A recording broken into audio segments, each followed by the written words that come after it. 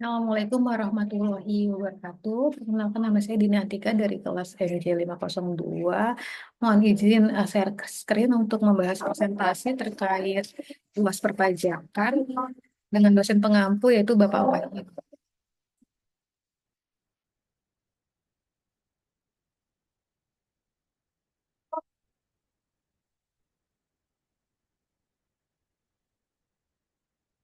Di sini saya membahas terkait kasus pencucian uang oleh Rafael Alun,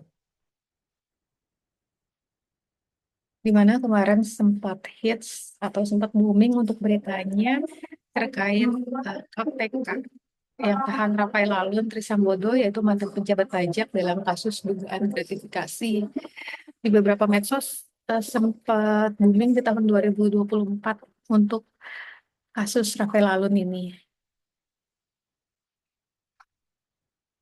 Nah, kasus Rafael Alun ini merupakan salah satu contoh kasus pencucian uang.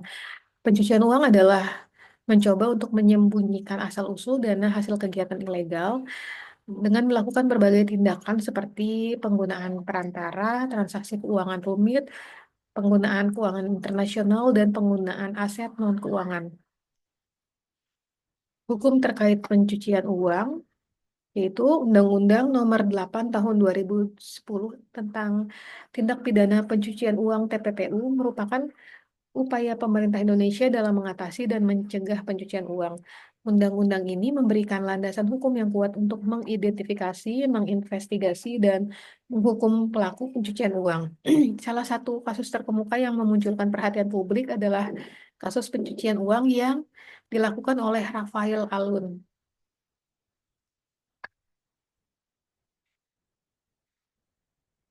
Ada beberapa peran Undang-Undang Nomor 8 Tahun 2010 tentang TPPU, yaitu yang pertama, penetapan tindakan pidana UU TPPU dengan menetapkan tindakan pidana pencucian uang dan memberikan dasar hukum bagi penuntutan pelaku pencucian uang. Ini mencakup tindakan seperti penggunaan hasil kegiatan ilegal, pengubahan bentuk, penyembunyian, dan penyamaran asal-usul dana tersebut.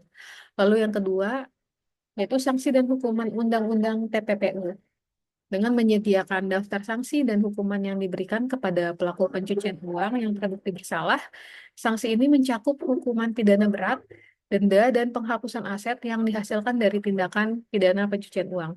Lalu yang ketiga, kewajiban pelaporan keuangan yaitu UU TPPU dengan mengatur kewajiban lembaga keuangan, profesional, dan bisnis dalam melaporkan transaksi keuangan yang mencurigakan kepada otoritas yang berwenang. Hal ini membantu otoritas untuk mendeteksi dini potensi tindak pidana pencucian uang. Ada beberapa dampak pencucian uang, yaitu yang pertama korupsi dan kejahatan yang terorganisir. Pencucian uang seringkali terkait erat dengan aktivitas ilegal seperti korupsi, peredaran narkoba, perdagangan manusia, dan kejahatan terorganisir lainnya. Aktivitas ini dapat merusak tatanan hukum dan ketertiban masyarakat. Yang kedua, mengganggu perekonomian. Pencucian uang dapat mengganggu perekonomian nasional dengan berbagai cara.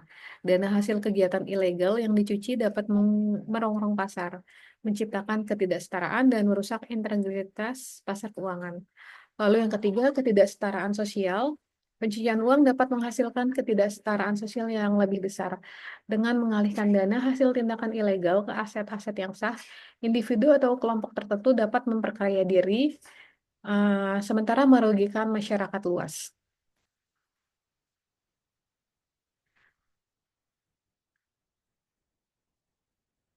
Lalu yang keempat yaitu gangguan pada pembangunan ekonomi.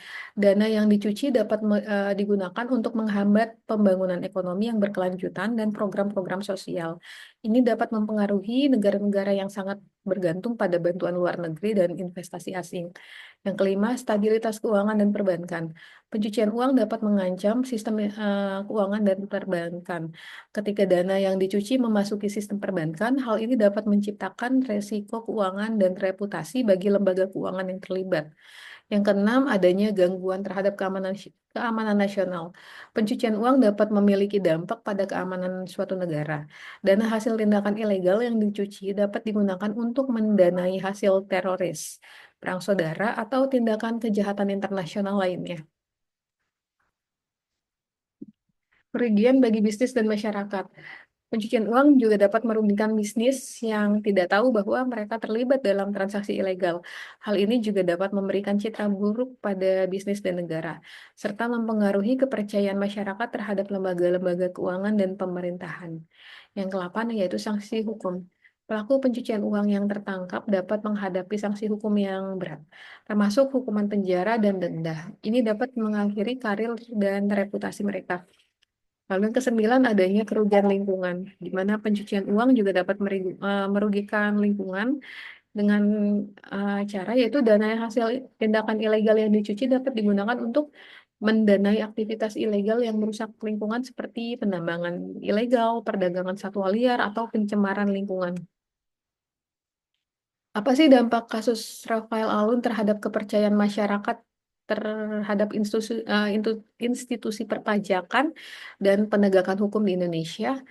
Nah, dari hasil survei, 83% kenaikan indeks kepercayaan publik terhadap DJP disangkutkan dengan pengungkapan perkara mantan pejabat pajak yaitu Rafael Alun atau RAP dari hasil survei yang dilakukan indikator sebanyak 83,7% masih percaya terhadap kinerja DJP. Sumber ini dari kabarbisnis24.com. Angka tersebut dibarengi dengan sekitar 63,8% masyarakat yang masih percaya untuk membayar pajak setelah adanya kasus RAT. 3,9% masyarakat tidak percaya untuk membayar pajak. Penarikan sampel digunakan metode multistage random sampling, di mana dalam survei ini jumlah sampelnya yaitu sebanyak 1.220 orang, di mana sampel berasal dari seluruh provinsi yang terdistribusi secara profesional di Indonesia. Berikut adalah kesimpulan dari kasus pencucian uang yang sering terjadi di Indonesia.